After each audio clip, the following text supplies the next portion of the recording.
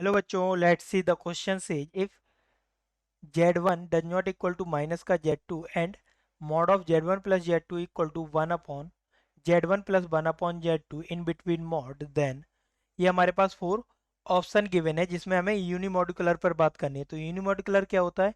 Unimodular होता है वो कॉम्प्लेक्स नंबर जिनका ये जो हमारे पास मॉड है, मॉड वैल्यू क्या होती है? 1।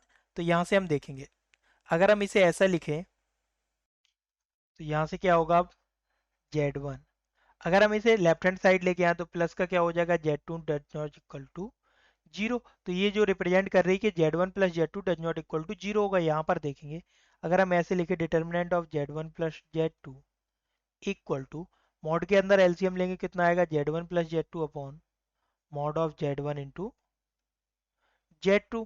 ना यहाँ से हम देखेंगे, मॉड को ब्रेक करेंगे तो कितना आएगा? z1 plus z2 equal to mod of z1 plus z2 upon mod of z1 into z2। तो यहाँ पर न्यूमरेटर से न्यूमरेटर कैंसिल हो जाएगा बिकॉज नॉन जीरो है, ये हमारे पास गिवन है। यहाँ से क्या आ जाएगा? Mod of z1 into z2 equal to 1। यहाँ पर हमारे पास क्या आ रहा है? Mod of z1 into z2 equal to 1। इसे हम ऐसा भी लिख सकते हैं, mod of z1 into mod of z2 equal to 1। But यहाँ से क्या पॉसिबिलिटी है हमारे पास?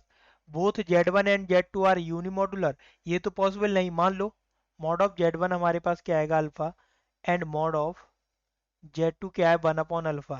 तो यहाँ से क्या आ जाएगा? Mod of z1 into z2 equal to 1। तो यहाँ से ये तो कंडीशन हुई नहीं कि दोनों हमारे पास मॉडुलर है, एंड ये भी कंडीशन ट्रू नहीं हो रही कि उनमें से एक यूनिमॉडुलर है या फिर z1 माइनस z2 यूनिमॉडुलर है। तो यहाँ से हमारे पास पॉसिबिलिटी क्या होगी? Multiple of z1 into z2 is unimodular. तो यहाँ से हमारे पास ये स्टेटमेंट ट्रू होगा एंड ऑप्शन होगा true, option C. Best of luck.